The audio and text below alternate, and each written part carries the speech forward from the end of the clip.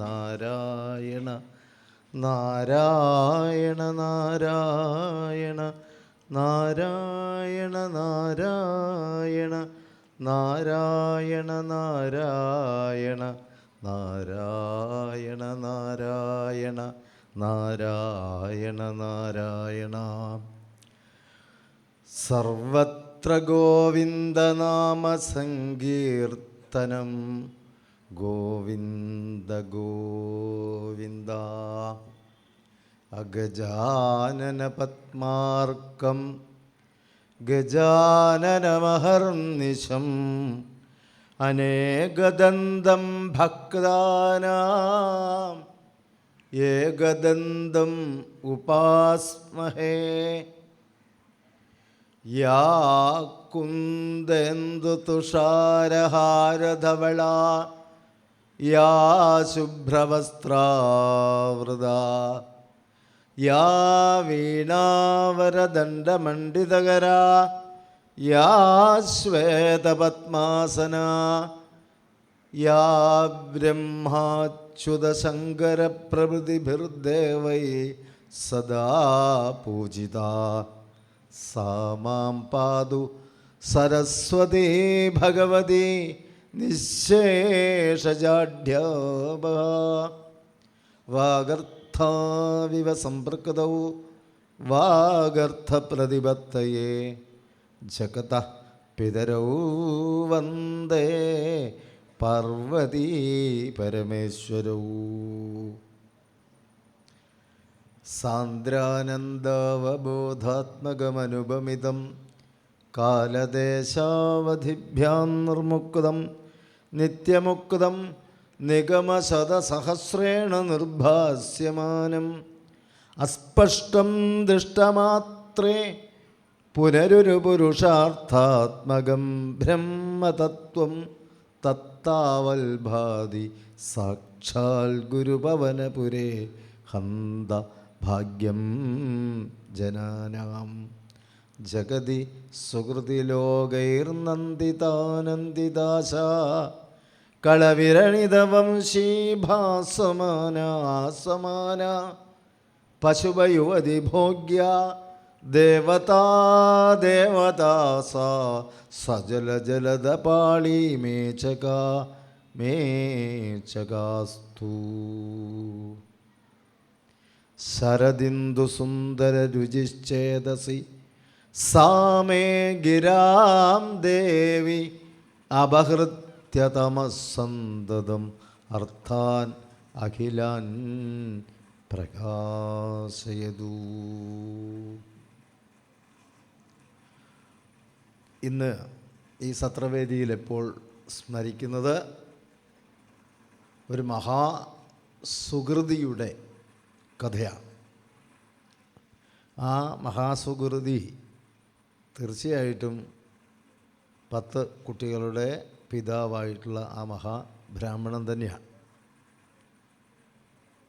കഥയുടെ സാരാംശം ആ സുകൃതത്തിൻ്റെ പരമോന്നതിയാണ് നമുക്ക് കാണിക്കുന്നത്. കാരണം സന്താനഗോപാലം എന്നുള്ളത് തന്നെ ആ ഗോപാലനാൽ സന്താനങ്ങൾ നഷ്ടപ്പെട്ട ഒരിക്കലും തിരിച്ചു കിട്ടാൻ സാധ്യതയില്ല എന്ന് വിചാരിക്കുമ്പോൾ തിരിച്ചു കിട്ടിയ ആഹ്ലാദത്തിൻ്റെ, പരമാനന്ദത്തിൻ്റെ, പരമസുകൃതത്തിൻ്റെ പരിഭാഗമായിട്ട് തന്നെ നമുക്ക് കണക്കാക്കാൻ കഴിയും. അതുകൊണ്ട് ഈ സുകൃതം എന്നുള്ളത് എപ്പോൾ ഉണ്ടാകുന്നതാ? പെട്ടെന്നുണ്ടാകുന്നതല്ല. ഈ ജന്മത്തിൽ തന്നെ ഉണ്ടായതാവണമെന്നില്ല. മുജ്ജന്മങ്ങളെന്നായിരിക്കാം, നമ്മുടെ മാതാപിതാക്കന്മാരുടെ പ്രാർത്ഥന കൊണ്ടാവാം. ഏതു നിലയ്ക്കും സുകൃതം ലഭിച്ചാൽ എന്താ? സുകൃതം ലഭിച്ചാൽ ജഗതി സുകൃതി ലോകൈഹി നന്ദിത. അപ്പോൾ ഈശ്വരാരാധന ചെയ്യുന്നു, നമ്മൾ ഈ തിരുമറ്റത്തിരിക്കുന്നു, ഭഗവത് കഥകൾ കേൾക്കുന്നു, ആസ്തിക ബുദ്ധിയുള്ളവരാകുന്നു എന്ന് പറയുമ്പോൾ അത് സുകൃതം ചെയ്തവർക്ക് മാത്രമുള്ളതാണ്. അതുകൊണ്ട് നമ്മളെല്ലാവരും സുകൃതം ചെയ്തവരാണെന്ന് സാരം. ഭഗവത് കഥകളെ കേൾക്കാനും അതിന് താല്പര്യം കാട്ടുന്നതൊക്കെ വലിയ മഹാസുഹൃതം തന്നെയാണ്. അപ്പോൾ കഥകൾ കേട്ടതുകൊണ്ടോ ക്ഷേത്രത്തിൽ വന്നതുകൊണ്ടോ ധ്യാനിച്ചതോ കൊണ്ടോ കിട്ടിയ സുഹൃതമല്ല, സുഹൃതമുള്ളത് കൊണ്ടാണ് നാം ഇതൊക്കെ ചെയ്യുന്നത്. സുഹൃതമുണ്ട്, സംശയമൊന്നുമില്ല. അതുകൊണ്ടാണ് നമുക്ക് ഭഗവത് കാര്യങ്ങൾക്ക് മനസ്സ് വരുന്നത്. ലക്ഷോപലക്ഷം ജനങ്ങളുടെ എല്ലാവർക്കും അത് മനസ്സ് വരുന്നില്ലല്ലോ. ക്ഷേത്രത്തിൻ്റെ മുന്നിൽ പോയാലും ഒന്ന് കയറാൻ തോന്നില്ലല്ലോ. ഭഗവത് കഥകൾ സ്മരിക്കാൻ തോന്നുന്നില്ലല്ലോ. ജനസംഖ്യാനുപാതികം നോക്കുമ്പോൾ ഇതുപോലുള്ള സത്സംഗവേദികളുടെ ജനസംഖ്യ പൊതുവേ കുറവാണല്ലോ. എന്താ കാരണം വെച്ചാൽ സുഹൃത്തുള്ളവർക്കല്ലേ സാധിക്കുള്ളൂ. അപ്പോൾ സുഹൃതികൾ ദുർലഭവുമാണ്. നരത്വം ദുർലഭം ലോകെ വിദ്യ തത്ര സുദുർലഭ എന്നാണ്. മനുഷ്യനായി ജനിക്കുക എന്ന് തന്നെ വളരെ ദുർലഭമാണ്. എത്രയോ ജീവൻ കഴിഞ്ഞിട്ടാണ് മനുഷ്യനായിട്ട് വരാറുണ്ട്. അത് തന്നെ വിദ്യ തത്ര സുദുർലഭ. വിദ്യ പറഞ്ഞ അറിവ്. എന്തിനെക്കുറിച്ച് അറിവ്? ഈശ്വരനെക്കുറിച്ചുള്ള അറിവ്, ഭഗവത് വിചാരങ്ങൾ. അതാണ് വിദ്യ. മായ എന്ന മറികടന്നുള്ള വിദ്യ എന്ന സ്വരൂപത്തിലേക്ക് ഭഗവത് സ്വരൂപത്തെ യഥാർത്ഥത്തിൽ മനസ്സിലാക്കാൻ സാധിക്കുന്ന ആധ്യാത്മിക വിദ്യ എന്നർത്ഥം. തത് തു സുദുർലഭ. അത് വളരെ വളരെ വളരെ ദുർലഭമായേ ഉണ്ടാവുന്നുള്ളൂ. അപ്പോൾ എല്ലാവർക്കും സുഹൃതം ഇല്ല എന്നർത്ഥം. സുഹൃതം ഉണ്ടെങ്കിലേ സാധിക്കുള്ളൂ വരാൻ. അപ്പോൾ വന്നില്ലെങ്കിൽ എന്താ? സുഹൃതക്ഷയം. അത് ഏത് കാര്യത്തിലും അങ്ങനെ തന്നെയാണ്. ഈ ആസ്തിക ബുദ്ധി എന്ന് പറഞ്ഞാൽ വേദം അസ്ഥിതിയെ വദന്തിത്തെ ആസ്തിക എന്ന് പറയുമ്പോൾ വേദത്തിൽ വിശ്വസിക്കുന്നവരാണ്, ഈശ്വരനിൽ വിശ്വസിക്കുന്നവരാണ് നമ്മൾ. ക്ഷേത്രാചാരങ്ങളോ അല്ലെങ്കിൽ അതിലൂടെ നമ്മൾ എത്തപ്പെടേണ്ടത് ഞാനും ഭഗവാനും ഒന്നെന്നുള്ള അവസ്ഥയാണ്. എങ്കിൽ ആ എത്തപ്പെടാനുള്ള ഒരു തയ്യാറെടുപ്പുണ്ടല്ലോ. ആ തയ്യാറെടുപ്പ് വേണമെങ്കിൽ തന്നെ സുഹൃതം വേണം. സുഹൃതം ഉണ്ടെങ്കിൽ മാത്രമേ ഇതിൻ്റെ മുന്നിലേക്ക് എത്താൻ സാധിക്കുകയുള്ളൂ. അതുപോലെ സുഹൃതികളിൽ പരമസുഹൃതിയായിട്ടുള്ള ഒരാളുടെ കഥയാണെന്ന് പറയുമ്പോൾ പൂന്താനം ആ സുഹൃതിയെ പറഞ്ഞത് എങ്ങനെയാണ്?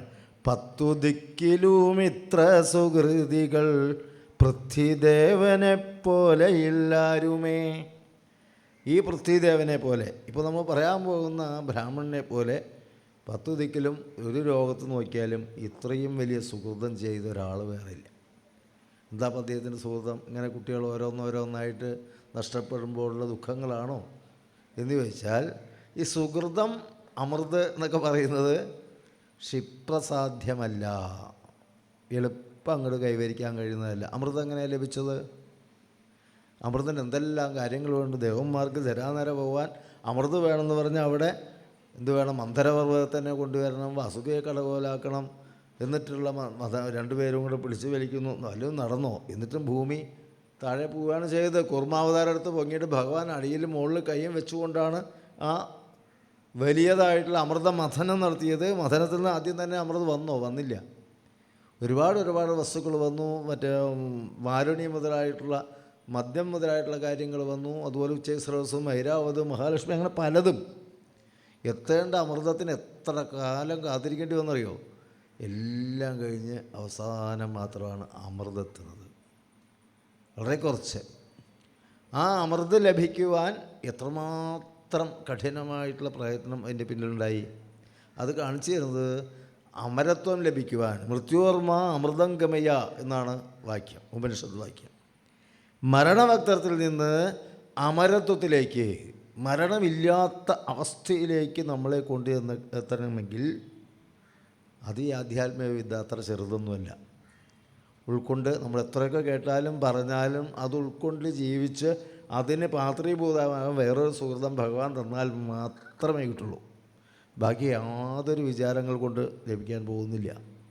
അപ്പോൾ ആ സുഹൃതം ലഭിക്കാനാണ് നാം ഭാഗവതത്തിൻ്റെ മുന്നിലെത്തുന്നത് എന്നർത്ഥം. കഥകൾ കേൾക്കുന്നത്, കഥകളിലൂടെ ഏനകേനാപ്പി ഉപായേന മനഃ കൃഷ്ണയെ നിവേശയേൻ. ഏത് ഉപായങ്ങളിലൂടെയാണെങ്കിലും, അതായത് ഭാഗവതമാവട്ടെ, അല്ലെങ്കിൽ ദേവി ഭാഗവതമാവട്ടെ, സ്വാമിയെ ശരണം നാമജപമാവട്ടെ, അങ്ങനെ ശരണം വിളിയാവട്ടെ, ഒക്കെ ഓരോ ഉപാധികളാണ്, ഉപായങ്ങളാണ്. അതിലൂടെ മനഃ കൃഷ്ണൻ എന്ന് പറഞ്ഞാൽ ഏത് ഈശ്വരനായാലും ഈശ്വരനിൽ പരമതത്വത്തിൽ മനസ്സെത്തിക്കുവാൻ, അതിനാണ് ഈ എല്ലാവിധ ഉപകരണങ്ങളും. ഈ ഉപകരണ കാരണം ഉണ്ടല്ലോ, പ്രധാനമായിട്ട് വരുമ്പോൾ അതിന് ഏതിനും ഒരു ഉപാധി വേണം, ഒരു ഉപകരണം വേണം. പെട്ടെന്ന് അതിലേക്ക് എത്താൻ കഴിയില്ല. ഈ ശാസ്ത്രം, ഭാഗവതം മുതലായിട്ട് ശാസ്ത്രങ്ങൾ ആ പരമസുഹൃതത്തിൻ്റെ പരിഭാഗത്തിലൂടെ ഈശ്വര സാക്ഷാത്കാരത്തിന് നമ്മെ പ്രാപ്തരാക്കുന്ന ഉപാധികളാകുന്നു കഥകൾ, ഭഗവത് കഥകൾ. വെറും കഥകളല്ല, ഭഗവത് കഥകൾ. ഇപ്പോൾ കഥ സ്മരണ നിഗതന നിശമനമയി സുമഹിത പദഭാജാം എന്ന് പറഞ്ഞിട്ട് സ്മരണം, സ്മരിക്കുക, സ്മരിപ്പിക്കുക, പറയുക, പറയിപ്പിക്കുക, ഇങ്ങനെ നിരന്തരമായിട്ടുള്ള സദാസേവ്യ ശ്രീമൽ ഭാഗവതി കഥ എന്ന് പറയുന്നത് സദാ നമ്മുടെ ജീവിതത്തിൽ എപ്പോഴും കൊണ്ടു നടക്കേണ്ടതാണ്. ഒരു ദിവസമല്ല, അല്ലെങ്കിൽ ഒരു മാസത്തേക്കല്ല, വൈശാഖ മാത്രമല്ല ഭാഗവത കഥ കേൾക്കേണ്ടത്. എല്ലാ കാലത്തും എപ്പോഴും എന്നും നമ്മുടെ മനസ്സിൽ എന്നും തിങ്ങി നിറഞ്ഞിരിക്കുമ്പോഴേ നമുക്ക് അതിന് പിന്നാലെ പോകാൻ കഴിയുള്ളൂ, നമ്മളെ പ്രാപ്തരാക്കുള്ളൂ. ഈ സുഹൃതം അമൃതമഥനം പോലെ വളരെ ക്ഷിപ്രസാധ്യമൊന്നുമല്ല. ഏറെക്കാലം അമൃതമഥനം നടത്തി അമൃത് കണ്ടേ അടങ്ങുമോ എന്നുള്ള ഒരേ വാശിയിൽ ചെയ്യുന്ന പ്രവൃത്തി പോലെ എന്ത് പ്രതിബന്ധങ്ങളുണ്ടായാലും പ്രലോഭനങ്ങളോ പ്രകോപനങ്ങളോ നമ്മളെ ബാധിക്കാതെ നിരന്തരമായ ഒരു ഉപാസനാ പദ്ധതി നമ്മൾ സ്വയം എടുക്കുമ്പോൾ മാത്രമേ ആത്മസംതൃപ്തിയിലേക്ക് നമുക്ക് എത്താൻ കഴിയുകയുള്ളൂ. എളുപ്പമുള്ളതല്ലോ, അതല്ലേ എളുപ്പമല്ലേ? അങ്ങനെ ആയിക്കൂടെ? നമുക്കൊരു തപസ് ചെയ്തുകൂടെ? അത് എളുപ്പമല്ലേ? നമുക്ക് തപസ് ചെയ്യാൻ പറ്റില്ല. 5 മിനിറ്റ് പോലും ഉണ്ടായിരിക്കാൻ പറ്റില്ല. എന്നിട്ടല്ലേ തപസ് ചെയ്യുന്നത്? അപ്പോൾ അതല്ല കാര്യം, നമ്മുടെ ദൃഢനിശ്ചയമാണ്. ഓരോരുത്തർക്കും ഉണ്ടാകുന്ന പരിധികൾ വെച്ചുകൊണ്ട് മറ്റെല്ലാം മാറ്റി ഭഗവാനിലേക്ക് മനസ്സ് കൊടുക്കുമ്പോൾ, കാരണം അങ്ങനെ പ്രവർത്തിക്കുമ്പോൾ എന്തൊക്കെയാണ് ഞാൻ കൊണ്ടുനടക്കേണ്ടത് അതൊക്കെ വെറുതെ ആവില്ലേ? ഞാൻ മാറി ഏതു നേരവും ഭഗവത് വിചാരമായി നടന്നാൽ ബാക്കി ഒന്നും പ്രശ്നമില്ല, ഭഗവാൻ നോക്കിക്കോളും. അനന്യാചിന്തയന്തോമാന്ന് പറഞ്ഞിട്ടുണ്ടല്ലോ. മനസ്സിങ്ങോട്ട് കൊടുത്തു കഴിഞ്ഞാൽ, അതിനായി തയ്യാറായി കഴിഞ്ഞാൽ ബാക്കി കാര്യങ്ങൾ നമ്മളറിയാതെ നടന്നിരിക്കും. അല്ലെങ്കിൽ നമ്മളാണോ അതൊക്കെ നടത്തുന്നത്? അങ്ങനെ ഒരു ധാരണയല്ലേ? പലപ്പോഴും അങ്ങനെ അല്ലല്ലോ. അപ്പോൾ നമുക്ക് ഇതിന് വരാതിരിക്കാനുള്ള, അതിൽ ആ പ്രേരണയ്ക്ക് പാത്രീഭൂതമാകാതിരിക്കാനുള്ള പദ്ധതി മാത്രമായി നമ്മൾ ഒഴിവുകൾ പറയുമ്പോൾ നമുക്ക് ഈ വെറുതെ കേൾക്കൽ മാത്രമേ ആവുകയുള്ളൂ. നമ്മൾ സ്വയം തയ്യാറാവലാണ് ഇതിലൂടെ തയ്യാറാവും. നമുക്കതുപോലുള്ള കഥ തന്നെയാണ് ഇവിടെ. ഏകദാദ്വാരവത്യാം തു വിപ്രവത്യാകുമാര ജാതമാത്രോ ഭുവം സൃഷ്ട്വാ മമാരകില ഭാരത വിപ്രോ ഗൃഹീത്വാ മദകം രാജദ്വാര്യ പ്രദായസ ഇതം പ്രോവാചവിലവന്നാതുരോ ദീനമാനസ. ഏകദാ ദ്വാരവത്യാം തു, ദിവസം ദ്വാരകയിൽ, കാരണം ഭഗവാന്റെ ഏകദേശം കാര്യങ്ങൾ പ്രധാനമായിട്ടുള്ള ദുഷ്ട നിഗ്രഹവും ശിഷ്ട സംരക്ഷണവും ധർമ്മ സംസ്ഥാപനവും ഒക്കെ നടത്തി വളരെ സന്തോഷമായിരിക്കുക. 16,008 ഭാര്യമാർ, അവർക്കൊക്കെ 10 മക്കൾ, ഇങ്ങനെ സകുടുംബം വിരാജിക്കുകയാണ്. ത്രിലോകി ഗൃഹസ്ഥനായിക്കൊണ്ട് ഭഗവാൻ ദ്വാരകയിൽ കഴിച്ചുകൂട്ടി വളരെ സന്തോഷമായിട്ടാണ് അവിടെ എല്ലാ ജനങ്ങളും കഴിച്ചുകൂട്ടുന്നത്. അങ്ങനെ കഴിച്ചുകൂട്ടുന്നതിൻ്റെ ഇടയ്ക്കാണ് ഒരു ദിവസം ഇങ്ങനെ ഒരാൾ, ഒരു വിപ്രൻ, ഒരു ബ്രാഹ്മണൻ, ബ്രഹ്മവിൽ ബ്രാഹ്മണോ ഭൗതി, ബ്രഹ്മത്തെക്കുറിച്ച് അറിയുന്നവനാണ്. ബ്രഹ്മം ജാനാതി ഇതി ബ്രാഹ്മണ. അപ്പോൾ ഭഗവാന് സമാനമായിട്ടുള്ള സ്വഭാവവിശേഷങ്ങളുള്ള ഭൂമിയിലെ ഭൂദേവനാണ് ബ്രാഹ്മണൻ എന്നർത്ഥം. അപ്പോൾ അത്രയ്ക്കും അറിവും വിശ്വാസവും നന്മയും സമത്വവും ഒക്കെ കാണാൻ കഴിയുന്ന ഒരു മഹാബ്രാഹ്മണനായിരുന്നു അദ്ദേഹം. പക്ഷേ അദ്ദേഹത്തിന് ഇങ്ങനെയൊക്കെ ആയിട്ടും അദ്ദേഹത്തിൻ്റെ ആദ്യത്തെ ഒരു കുട്ടി ജനിച്ചു. കുട്ടി ഉണ്ടായ ഉടനെ തന്നെ ആ കുട്ടിയെയും എടുത്തുകൊണ്ട് മരിച്ചു. 5 വന്ന് കരഞ്ഞു. എല്ലാം സന്തോഷമാകുമ്പോഴേക്കും തന്നെ സങ്കടം എപ്പോഴും വന്നു. കുട്ടിയുടെ കരച്ചിലിനോടൊപ്പം ബാക്കിയുള്ളവരെയും കരച്ചിലായി. എല്ലാവരും അത് കണ്ടുവന്ന് തോഴിമാരും വീട്ടിലുള്ളവരും എന്താ ചെയ്യുക? അപ്പോൾ ഇനി ഇതിൻ്റെ പരിഹാരം നമ്മൾ സാധാരണ എന്താ യഥാ രാജ തഥാ പ്രജ എന്നൊക്കെ അന്ന് പറയും, കുറേ ശരിയാണ്. രാജാക്കന്മാരെ കൊണ്ടു നടക്കേണ്ടവർ വേണ്ട പോലെ കൊണ്ടു നടന്നില്ലെങ്കിൽ ആ പ്രസ്ഥാനത്തിന് മുഴുവൻ ദോഷം ഉണ്ടാവുള്ളൂ. ഏതൊരു അധികാരവും ഏതൊരു ഭാരവാഹിത്വവും എടുക്കുമ്പോൾ അതിന് തുനിഞ്ഞിറങ്ങിയവരോ തയ്യാറുള്ളവരോ മാത്രമേ അത് ഏറ്റെടുക്കാവൂ. ഇല്ലെങ്കിൽ അതിൻ്റെ കോട്ടം പലപ്പോഴും ഉണ്ടാവും. അപ്പോൾ ഭരണാധികാരികളാകുമ്പോഴോ മുഴുവൻ ജനങ്ങളെയും മക്കളെ പോലെ കണ്ട് ഒരേപോലെ സംരക്ഷിച്ച് അവർക്ക് വേണ്ട നന്മകൾ കൊടുക്കുക. ക്ഷതാൽ ത്രായതേ ഇതി ക്ഷത്രിയ എന്ന് പറഞ്ഞ അർത്ഥത്തിൽ ക്ഷതങ്ങളിൽ നിന്നും ബുദ്ധിമുട്ടുകളിൽ നിന്നും ജനങ്ങളെ രക്ഷിക്കുക എന്നുള്ളത് ക്ഷാത്രവീര്യമാണ് രാജാക്കന്മാർക്ക്, ഭരണാധികാരികൾക്ക് പറഞ്ഞിട്ടുള്ളതാണ്. അപ്പോൾ അവർ തന്നെ എന്ത് വേണം? സൽക്കർമ്മങ്ങൾക്ക് പ്രോത്സാഹനം നൽകുന്നു, സജ്ജനങ്ങൾക്ക് വേണ്ട കാര്യങ്ങൾ ചെയ്യുന്നു, യജ്ഞാദികൾ ചെയ്യാനുള്ള അവസരമൊരുക്കുന്നു, യാഗരക്ഷ ചെയ്യുന്നു. രാമായണത്തിൽ കാണണ്ടല്ലോ, എന്താ അവിടെ യാഗരക്ഷയ്ക്ക് വേണ്ടി രാമനെയും ലക്ഷ്മണനെയും സിദ്ധാശ്രമത്തിലേക്ക് വിശ്വാമിത്ര മഹർഷി കൂട്ടിക്കൊണ്ടുപോയല്ലോ. വിശ്വാമിത്ര മഹർഷിക്ക് പറ്റാതെയാണോ? അദ്ദേഹത്തിന് താഴേക്ക് വല്ല ബലയും മതിബലയൊക്കെ കൊടുത്ത് വിശുദ്ധാവ് ഇല്ലാതാക്കാൻ കഴിയുന്ന ഒരാൾക്ക് ഈ താടക അല്ലെങ്കിൽ മറ്റേ മാരീചനെയോ സുബാഹുവിനെ കൊന്നൊരു ഭസ്മം പറഞ്ഞു കഴിഞ്ഞാൽ ഭസ്മമാക്കാൻ കഴിവുള്ള ആളാണെങ്കിൽ പോലും രാമചന്ദ്രന്മാരുടെ അതുപോലെ രാമചന്ദ്രൻ്റെയും ലക്ഷ്മണൻ്റെയും ഒക്കെ വൈഭവം ജനത്തിന് കാണിച്ചു കൊടുക്കാനും അതിൻ്റേതായ ആവശ്യങ്ങൾ മുൻകൂട്ടി കണ്ടുകൊണ്ട് അതീത അനാഗത ത്രികാലജ്ഞാനികളായിട്ടുള്ള മഹേശ്വരീശ്വരന്മാർ ചെയ്യുന്ന പ്രവൃത്തികൾ ലോകനന്മയ്ക്ക് വേണ്ടിയിട്ടും ശ്രീരാമചന്ദ്ര പ്രഭുവിൻ്റെ വൈഭവത്തെ ജനങ്ങൾക്ക് മനസ്സിലാക്കാനുള്ള അവസരം കൊടുക്കാൻ വേണ്ടിയിട്ടുമാണ്. അപ്പോൾ അതുകൊണ്ട് യാഗരക്ഷ അവിടെ നമ്മൾ ചെയ്തത്, യാഗം രക്ഷിക്കേണ്ടത് രാജാവിൻ്റെ കടമയാണ്. അതുകൊണ്ടാണ് ആദ്യം ഞാൻ വരാമെന്നൊക്കെ വിശ്വാമിത്രൻ പറഞ്ഞത്. പക്ഷേ ഇവർ പോയി. അപ്പോൾ പോയതെന്താ? അവരവിടെ യാഗം ചെയ്യുന്ന ആ പ്രവർത്തനങ്ങളുടെ ഷഷ്ടാംശം 1/6 അംശം രാജാവിലേക്കാണ് എത്തുന്നത്. നേരിട്ട് രാജാവിൽ പങ്കുകൊള്ളേണ്ട, അതിലുള്ള സൗകര്യങ്ങൾ ഒരുക്കിയാൽ മതി. തടസ്സങ്ങളുണ്ടെങ്കിൽ മാറ്റണം. യാഗരക്ഷാഭരണം അത്രയേ ഉള്ളൂ. അല്ലെങ്കിൽ യാഗം അവിടെ നടന്നോളും. അപ്പോൾ യാഗങ്ങളും യജ്ഞങ്ങളും ഒക്കെ നടക്കുന്നത് നാട്ടിന് ആവശ്യം. അപ്പോൾ അതിൻ്റെ അർത്ഥം സൽക്കർമ്മങ്ങൾ ചെയ്യുമ്പോൾ നാട്ടിൽ രാജാവിന് സംതൃപ്തിയായി, രാജാവ് സംതൃപ്തനായി നടക്കുമ്പോൾ നാട്ടിൽ ബാലമരണങ്ങൾ കേൾപ്പാനില്ല എന്ന അവസ്ഥയിൽ ഒരു അനിഷ്ട സംഭവങ്ങളില്ലാതെ ഒരു സത്യലോകത്തിലേക്ക് ആദ്യത്തെ യുഗത്തിലേക്ക് അങ്ങനെ ഉണ്ടായെന്നാണ് പറയുന്നത്. രണ്ടാമത്തേൽ മാറ്റം വന്നു. ശ്രീരാമചന്ദ്ര പ്രഭുവിൻ്റെ ഭരണകാലത്ത് മാത്രമേ ഒരു രാമരാജ്യം ഉണ്ടായിട്ടുള്ളൂ. അപ്പോൾ അതുകൊണ്ട് ഇതൊക്കെ സർവ്വസാധാരണമാണ്, പിഴകൾ ഉണ്ടാവുക. അപ്പോൾ ഇവിടെ നടന്നത് അത്തരം ദ്വാരകാധീശ്വരനായിട്ട് ഭഗവാൻ വാഴുകയാണ്. ഭാരതത്തിൻ്റെ യുദ്ധമൊക്കെ കഴിഞ്ഞിട്ട് ധർമ്മപുത്രർ തന്നെയാണ് മഹാരാജാവ്. ദ്വാരകാധീശ്വരൻ അവിടെ നിൽക്കുമ്പോൾ അവിടെ വസിക്കുന്ന ഒരാൾക്ക് ഒരു ജ്വാല വരണം, കുട്ടി ജനിപ്പിക്കും, മരിച്ചു. അത് ആരുടെ കുറ്റമാണ്? അദ്ദേഹത്തിന് ബ്രാഹ്മണൻ്റെ നീതി ന്യായവും ശാസ്ത്രമൊക്കെ അറിയുന്ന ആളാണ്. അതുകൊണ്ട് തന്നെ അദ്ദേഹം വന്നിട്ട് അവിടെ പറഞ്ഞു, നിങ്ങൾ എന്താണ് ചെയ്തത്? ബ്രഹ്മദ്വിഷ ഷഠധീയ ലിബ്ധസ്യ വിഷയാത്മന ക്ഷത്രബന്ധോ കർമ്മദോഷാൽ പഞ്ചത്വമേ ഗതോ അർഭ കുട്ടി. എൻ്റെ കുട്ടി മരണപ്പെട്ടത് ഇവരൊക്കെ വേണ്ട പോലെ കൊണ്ടു നടക്കേണ്ടവർ കൊണ്ടു നടക്കാത്തവർ കൊണ്ടത് മാത്രമാണ്. കൊണ്ടു നടക്കേണ്ടവർ കൊണ്ടു നടന്നില്ലെങ്കിൽ ഭൂമിക്ക് തന്നെ ദോഷമാണ്. ഭൂമി എപ്പോഴും സർവ്വസഹയാണ്. ഭൂമി പോലും കുലുങ്ങുന്ന അവസ്ഥയിലെത്തുന്നതാണ്. അതിന് ഉത്തരവാദി ഭരണാധികാരികൾ കൂടിയാണ് എന്നൊക്കെ പറഞ്ഞ് കുറേ അവിടെ വിലപിച്ചു. അദ്ദേഹത്തിൻ്റെ ദുഃഖമാണ്. ആരും ഒന്നും പറഞ്ഞില്ല. കുട്ടി മരിച്ചുകൊണ്ട് പറയുന്നതല്ലേ എന്ന് വിചാരിച്ചു. കൃഷ്ണനകത്തുനിന്ന് കേൾക്കുന്നുണ്ട്, ഒന്നും മിണ്ടിയില്ല. എന്തെങ്കിലും പരിഹാരം പറയണ്ടേ? കൃഷ്ണന് പരിഹരിക്കാൻ പറ്റാത്ത കാര്യങ്ങളില്ല, എന്നിട്ടും മിണ്ടിയില്ല. അപ്പോൾ അദ്ദേഹം അങ്ങനെ പോയി, തിരിച്ചു പോയി. അങ്ങനെ ഒന്നല്ല, ഒരു 8 തവണയൊക്കെ വന്നു. പിന്നെ 9ാം തവണയും വീണ്ടും ഇതേ സംഭവിച്ചു. ആരും ഒന്നും മിണ്ടില്ല. കൃഷ്ണൻ പറഞ്ഞാലല്ലേ അവിടെ യാദവന്മാർ മറ്റുള്ളവർ സമാധാനപ്പെടുത്താൻ പോവുള്ളൂ. കൃഷ്ണനൊന്നും മിണ്ടാത്തപ്പോൾ പോയി സമാധാനപ്പെടുത്താൻ ആർക്കാ ധൈര്യം വരിക? എന്താ കാര്യം? ഇവർ കണ്ടതായിട്ടേ നടിച്ചില്ല. കാരണം വെച്ചാൽ കൃഷ്ണൻ അവിടെ എന്തെങ്കിലും ഇടപെട്ടാൽ ഒപ്പം ഞങ്ങളുണ്ട് എന്ന് പറഞ്ഞ് അവരും അതിന് വഴിയുണ്ടെന്നൊക്കെ പറയും. വഴി കാണാൻ എല്ലാ കഴിവുള്ള കൃഷ്ണനുള്ളപ്പോൾ യാദവന്മാരെന്ത് ചെയ്യാനാണ്? ഇതേ അങ്ങനെ കുറ്റം പറഞ്ഞപ്പോഴും കൃഷ്ണനൊന്നും മിണ്ടുന്നില്ല. അപ്പോൾ എന്താണെന്നറിയില്ല, എന്താണെന്നറിയാതെ കൃഷ്ണനൊപ്പം നിൽക്കുക മാത്രമേ അവർക്ക് കഴിയുള്ളൂ.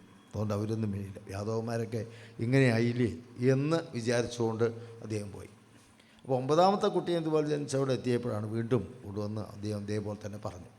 അപ്പോഴാണ് അർജുനൻ ആ സമയത്ത് ആ വഴിക്ക് വരുന്നത്. എതിർച്ചയായി ഇദ്ദേഹം ഈ രാജ അധികാരത്തെയും കൃഷ്ണനെയും യാദവന്മാരെയും ഇവിടെ ആരെങ്കിലും ഉണ്ടോ ഇതൊക്കെ നടത്താൻ? ഇല്ലാത്തതല്ലേ ഞാൻ ഈ ബുദ്ധിമുട്ട് അനുഭവിക്കേണ്ടി വന്നത് എന്നതൊക്കെ പറഞ്ഞുകൊണ്ട് അദ്ദേഹം ആർത്തനായിട്ടുകൊണ്ട് ഉറക്കെ വാവിട്ട് നിലവിളിക്കുകയാണ്. അപ്പോഴാണ് അർജുനൻ അത് കണ്ടത്. അർജുനന് ആദ്യം ഈ രാജാക്കന്മാരെയൊക്കെ ഇങ്ങനെ പറഞ്ഞതും കൃഷ്ണനെ പോലും അധിക്ഷേപിക്കുന്ന തരത്തിൽ അദ്ദേഹം പറഞ്ഞ് വലിയ കോപമാണ് ആദ്യം വന്നത്. പിന്നെ തോന്നി അദ്ദേഹത്തിൻ്റെ ആ കുട്ടി മരിച്ചതിൻ്റെ വിഷമത്തിൽ പറയല്ലേ, അങ്ങനെ പലതും പറയില്ലേ എന്ന് ദയയും തോന്നി. അപ്പോൾ എന്താ കാര്യങ്ങൾ അദ്ദേഹം ചോദിച്ച് മനസ്സിലായി. അപ്പോൾ യാതൊരു സംശയവും കൂടാതെ അദ്ദേഹം പറഞ്ഞു, അതിനിപ്പോൾ എന്താ ഇത്ര പ്രശ്നം?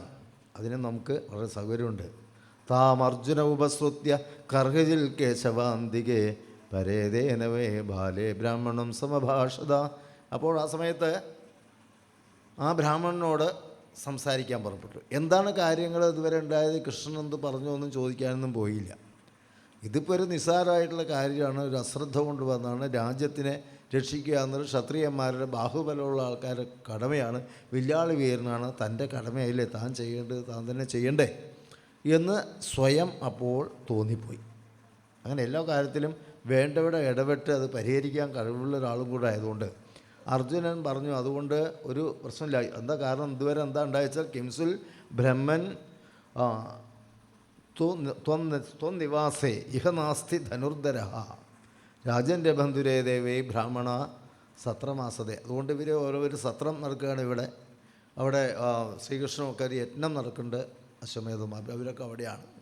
മാത്രമല്ല ധനുർധരന്മാരായിട്ട് ഇവിടെ ആരുമില്ല. അതാണ് പറ്റിപ്പോയത്.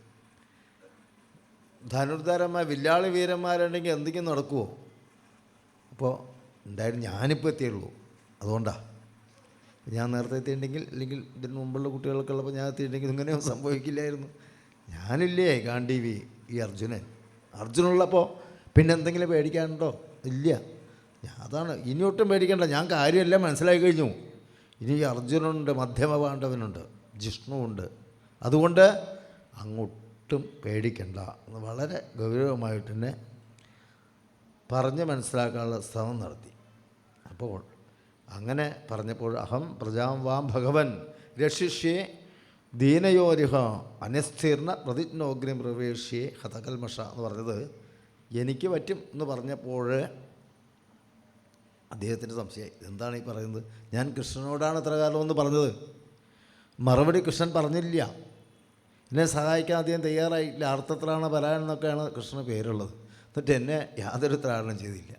മാത്രമല്ല ഇവിടെ സംഘർഷനിൽ ബലരാമനില്ലേ, പ്രദ്യുമ്നനില്ലേ, അനിരുദ്ധനില്ലേ, ശ്രേഷ്ഠമായിട്ടുള്ള പരാക്രമമായിട്ടുള്ള യാദവന്മാരില്ലേ, അവരാരും തന്നെ എന്നെ സഹായിക്കാൻ വന്നിട്ടില്ല അർജുന. അപ്പം അതുകൊണ്ട് ഇത്രയും വില്ലാളി വീരന്മാരും ശ്രേഷ്ഠരായ യോദ്ധാക്കളും ഒക്കെ നിറഞ്ഞ ഈ ദ്വാരകയിലെ ഈ യാദവന്മാരുടെ ഇടയിൽ അങ്ങയെപ്പോലെ ഒരാൾ എന്നെ സഹായിക്കാൻ വേണ്ടി, എന്നെ സന്തോഷിക്കാൻ വേണ്ടി പറഞ്ഞതായിരിക്കും. കാരണം ബ്രാഹ്മണനെയൊക്കെ സന്തോഷിപ്പിച്ചാൽ വല്ലതും തരികയാണെങ്കിൽ ആയിക്കോട്ടെ, അങ്ങനെയും വിചാരിച്ചോ എന്നറിയില്ല. അപ്പം അതുകൊണ്ട് അങ്ങ് പറഞ്ഞതിൽ എനിക്ക് വിശ്വാസം വരുന്നില്ല. അതുകൊണ്ട് അങ്ങ് തീർച്ചയായിട്ടും എനിക്ക് വിശ്വാസയോഗ്യമല്ലാത്തതുകൊണ്ട് ഞാൻ എന്ത് ചെയ്യണമെന്ന് എനിക്ക് തന്നെ അറിയില്ല എന്ന് പറഞ്ഞപ്പോഴാണ് സംഘർഷണം. ഞാൻ അതൊന്നുമല്ല, സംഘർഷമല്ല, ശ്രീകൃഷ്ണനല്ല, പ്രദ്യുമ്നനല്ല, അനിരുദ്ധനല്ല, ഗാണ്ഡീവിയായിട്ടുള്ള അർജുനനാണ്. ഗാണ്ഡീവം യസ്യ ഹസ്തേ,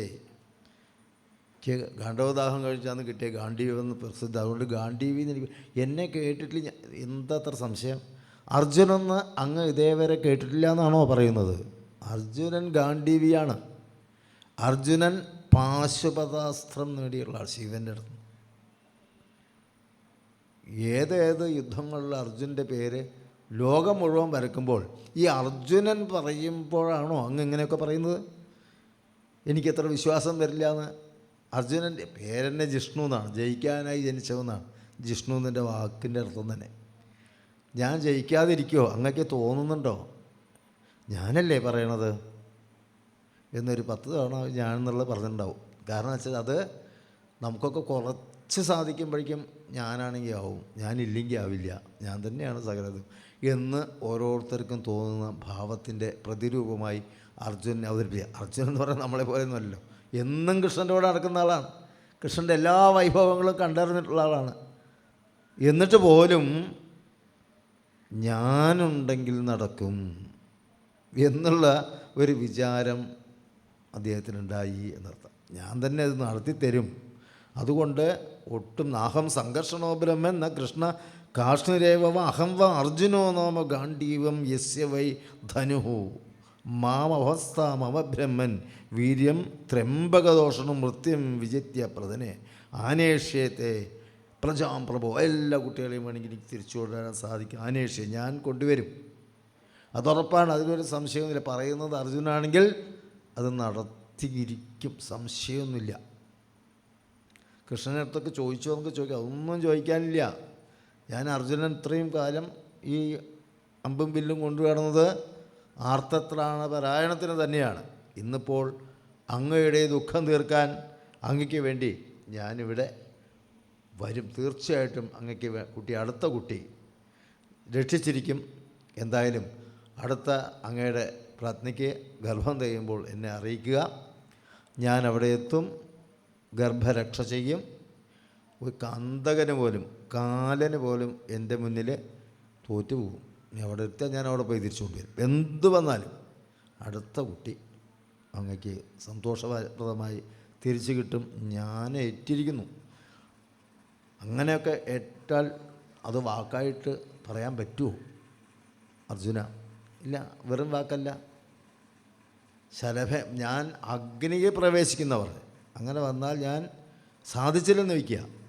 ഞാൻ അഗ്നിയിൽ ഘോരമായിട്ടുള്ള ഒരു പ്രതിജ്ഞയാണ് അദ്ദേഹം എടുത്തത്. അഗ്നിയിൽ പ്രവേശിക്കുന്ന വാക്ക് കൊടുക്കുക, സത്യം ചെയ്യുകയാണ്. അപ്പോൾ ബ്രാഹ്മണന് മനസ്സിൽ തോന്നി, കാരണം ഇന്നത്തെ കാലമൊന്നുമില്ല, സത്യം എന്നൊക്കെ പറഞ്ഞാലും പറയുമോ സംശയമാണ്, പ്രവൃത്തിയിൽ മാറ്റം ചെയ്യും. പക്ഷേ അന്ന് സത്യം പറഞ്ഞാൽ പിന്നെ സത്യത്തിന് മാറ്റമില്ല, വാക്കിന് മാറ്റം വരത്തില്ല. അഗ്നിയിൽ അർജുനൻ പറഞ്ഞിട്ടുണ്ടെങ്കിൽ അദ്ദേഹത്തിന് ദൃഢനിശ്ചയമാണെന്ന് മനസ്സിലായി. കാരണം അദ്ദേഹം ഇത്രയും ശക്തമായിട്ട് പറയുമെന്ന് വിചാരിച്ചില്ല. അപ്പോൾ ധൈര്യം വന്നു, സമാധാനമായി, അർജുനുണ്ടല്ലോ എന്നുള്ള ഒരു വിശ്വാസമായി. ഇങ്ങനെ ഒരു വില്ലാളി വീരൻ പറയണമെങ്കിലോ എന്ന് വിചാരിച്ചിട്ട് അദ്ദേഹം സമാധാനമായിട്ട് ഗൃഹത്തിലേക്ക് പോയി. ഗൃഹത്തിലാണെങ്കിൽ അദ്ദേഹത്തിൻ്റെ പത്നി വളരെ ദുഃഖത്തിലാണ്. ഇങ്ങനൊരു ജന്മമായി പോയല്ലോ എന്നുള്ള ദുഃഖം, ഞാൻ ഒട്ടും അർഹത ഇല്ലാത്തവളായി പോയല്ലോ എന്ന് പറഞ്ഞപ്പോഴാണ് ഇദ്ദേഹം പ്രവേശിക്കുന്നത്. അങ്ങനെ പരിഭ്രമിക്കേണ്ട, ഞാൻ ദ്വാരകയിൽ പോയിരുന്നു, നമുക്ക് രക്ഷകനായിട്ടൊരാൾ വരുന്നുണ്ട്, അദ്ദേഹം വാക്ക് തന്നിട്ടുണ്ട്, സാക്ഷാൽ അർജുനൻ പറഞ്ഞിട്ടുണ്ടെങ്കിൽ അതിൽ വ്യത്യാസമില്ല, ധൈര്യമായിട്ടിരുന്നോളൂ. അർജുന ദ്വാരകയിൽ പോയി കണ്ടു. ദ്വാരകയിൽ ശ്രീകൃഷ്ണനായിട്ട് സംസാരിച്ചിട്ടാണോ അർജുനൻ പറഞ്ഞത്? അങ്ങനെയൊന്നും ഉണ്ടായില്ല. പിന്നെ അവിടെ പ്രദ്യുമ്നാദികളില്ലേ, അവരുമായിട്ട് സംസാരിക്കേണ്ടായില്ല. അർജുനൻ മാത്രം പറഞ്ഞതാണോ? അർജുനൻ അഗ്നി പ്രവേശിക്കുന്നു ഇത്രയും കർശനമായി പറയുമ്പോൾ പിന്നെ നമ്മളതിന് കൂടുതൽ ചിന്തിക്കേണ്ടതില്ലല്ലോ. എന്നാൽ പിന്നെ അവർ സമാധാനിച്ചു, അത്രയും ഉറപ്പിലല്ലേ പറയണത്. അർജുനൻ പറഞ്ഞത് ശരി തന്നെയാണ് എന്ന് വിചാരിച്ചുകൊണ്ട് അവരങ്ങനെ കഴിച്ചുകൂട്ടി. പ്രസൂതികാലം പ്രസവ സമയം അടുത്തുകൊണ്ടിരിക്കുകയാണ്.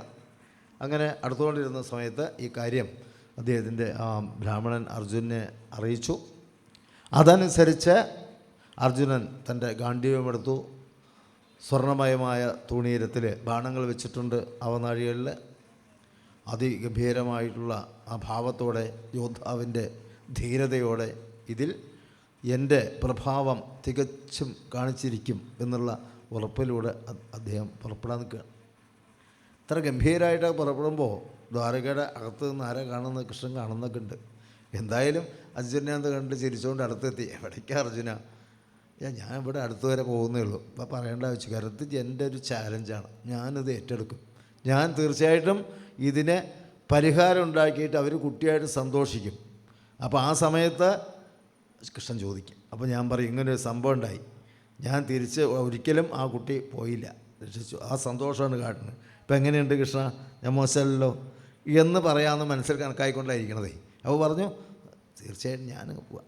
അപ്പോൾ ഒരു ബ്രാഹ്മണ സംസാരിക്കും, ഇല്ല അത് പരിചയമുള്ള ഒരാൾ സംസാരിച്ച് പോയി എന്നുള്ളൂ. അത് ശരി, അപ്പോൾ അവിടേക്ക് പോവുകയാണ്. ഞാൻ ഒന്നിങ്ങനെ പോയി വരാം എന്ന് വെച്ചാൽ അത്രേ ഉള്ളൂ. ഞാനും വരട്ടെ അർജുന? വേണ്ട, കൃഷ്ണൻ വേണ്ട, ഞാനും തനിയെ വരാമെന്നാണ് പറഞ്ഞിരിക്കുന്നത്. അതുകൊണ്ട് കാരണം എന്താ പറയുക, കൃഷ്ണൻ ഇപ്പോൾ ഇതൊന്നും അറിയണ്ട, ഞാൻ ചെയ്ത ശേഷം കാണിച്ചു കൊടുക്കാം, അപ്പം അറിഞ്ഞാൽ മതി എന്നാണ് അർജുനൻ്റെ ഭാവം. തനിക്ക് സാധിക്കാത്ത കാര്യമല്ലല്ലോ, സാധിക്കാത്ത കാര്യമല്ലേ കൃഷ്ണനെ കൂട്ടിക്കൊണ്ട് ചെയ്യിക്കേണ്ടതുള്ളൂ. ഞാൻ അത് ഏറ്റു എന്ന് പറഞ്ഞ്, എന്നാൽ ശരി പൊയ്ക്കോളൂ എന്ന് പറഞ്ഞ് കൃഷ്ണൻ്റെ ഒരു ശ്രദ്ധ എപ്പോഴും ഉണ്ട്. കാരണം ഭക്തൻ്റെ കൂടെ ഭഗവാന്റെ ശ്രദ്ധ എപ്പോഴും ഉണ്ട്. ഭഗവാൻ ഭക്തരെ അഹംഭാവം കാണിക്കും. അപ്പോൾ അതിനുള്ള അഹംഭാവത്തിനെ ഇല്ലാതാക്കാനുള്ള വഴി ചെയ്യുകയും ചെയ്യും, പക്ഷേ രക്ഷിക്കുകയും ചെയ്യും. ഭക്തരായാലേ ഉള്ളൂ കേട്ടോ, എല്ലാവരുടെ അടുത്തും ഇല്ല. അഹംഭാവം കാട്ടുന്നവരൊക്കെ പോയിട്ട് ഭഗവാന്റെ നോക്കേണ്ട ആവശ്യമൊന്നുമില്ല. പക്ഷെ ഭക്തൻ എന്ന് പറഞ്ഞാൽ അഹംഭാവം ഇല്ലാത്തവരാവണം. അഹം എന്ന് പറഞ്ഞാൽ ഭഗവാൻ കൂടിയാണേ. ഞാനെന്ന് പറയുന്നത് ഭഗവാൻ കൂടെ അല്ലേ. ഭഗവാൻ ഏറ്റവും ഉന്നതനായി നിൽക്കുന്ന, എല്ലാവരിലും കുടികൊള്ളുന്ന പരമ്പൊരുളാണ്. ആ പരമ്പൊരുളിന് ബഹിസ്ഫുരണങ്ങളായിട്ട് ചെറിയ ചെറിയ ചെറിയ ചെറിയ സ്ഫുരണങ്ങളായിട്ട് സകല ജീവജാലങ്ങളുമാണ്. അപ്പോൾ എല്ലാറ്റിലും കുടികൊള്ളുന്നവരാണ്.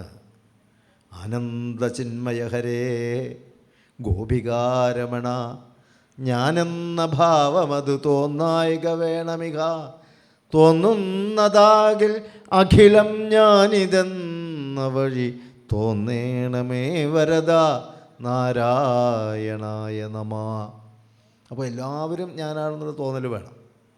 അപ്പോൾ അത് അങ്ങനെ നോക്കുമ്പോൾ ഇവിടെ നമ്മൾ രണ്ട് എന്നുള്ള ബോധമില്ല. അതുകൊണ്ട് ഭഗവാൻ തന്നെയാണ് നമ്മൾ ഓരോരുത്തരിലും ഇരിക്കുന്നുള്ള ബോധത്തിൽ ഞാനെന്ന് പറഞ്ഞുകൊണ്ട് തെറ്റില്ല. ആ അവസ്ഥയിലെത്തുമ്പോൾ എത്താനാണ് വേണ്ടത്. എത്ര എപ്പോൾ എത്തും, എങ്ങനെ എത്തും, ഏത് കാലത്ത് എത്തും എന്ന് പറയാൻ കഴിയില്ല. കാരണം സദാസേവ്യ നമുക്ക് പറഞ്ഞിട്ടുള്ളത് നിരന്തരം ഈശ്വരനെ സേവിക്കാൻ എത്താൻ വേണ്ടി മാത്രമല്ല. ഈശ്വരനെ സേവിക്കാൻ എന്തിനാ? ഈശ്വരനെ സേവിക്കാൻ. ഭഗവാനെ തൊഴുന്നത് എന്തിനാ? തൊഴാൻ. ഒന്നും പറയാനില്ല, തൊഴുക, ഭാഗവതം കേൾക്കാൻ. അങ്ങനെ ഒരു ഉപാധിയും കൂടാതെ ഭഗവാനെ ആശ്രയിക്കുക. ത്വൽപ്രസാദായ ഭൂയാൽ എന്ന് പറഞ്ഞില്ലേ? ഭഗവാന്റെ പ്രസാദത്തിനാണ് എല്ലാം ചെയ്യുന്നത്. ഭാഗവതം കേട്ടാലും നാരായണീയം വായിച്ചാലും പ്രസാദം കഴിച്ചാലും ചായ കുടിക്കുന്ന പോലും ഭഗവതിൻ്റെ പ്രസാദം നമ്മൾ സ്വീകരിക്കുന്നു. ഇങ്ങനെ ഏത് കാര്യത്തിലും ഭഗവത് പ്രസാദത്തിന് വേണ്ടി മാത്രമുള്ള തയ്യാറെടുപ്പ് നടത്തുമ്പോഴാണ് നമ്മുടെ കൂടെ അബദ്ധങ്ങൾ പറ്റിയാൽ അത് തിരുത്താൻ. അപ്പോൾ അഹംഭാവം വന്നു, അത് തിരുത്തി എന്നുള്ളത് ദോഷമല്ല. നമുക്ക് അളിയനായാലും മറ്റേ പലർക്കും ഭാവം വന്ന പണികളെയൊക്കെ ചവിട്ടി താഴ്ത്തിയിട്ടുള്ളതാണ് ഭഗവാൻ. ഓരോ കഥകൾ നമുക്കത് കാണാൻ കഴിയും. അത് ഏറ്റവും കൂടെ നിൽക്കുന്നവരാകുമ്പോഴാണ്. കാരണം അത്രയേറെ പരിശുദ്ധമാക്കണം എന്ന ലക്ഷ്യം. രസക്കടിയെ പറഞ്ഞില്ല, ഐ കുമാരിക നൈവസംഗ്യത കഠിനതാമയീ പ്രേമകാതരേ ത്വയിതു ചേതസോനുവൃത്തയേ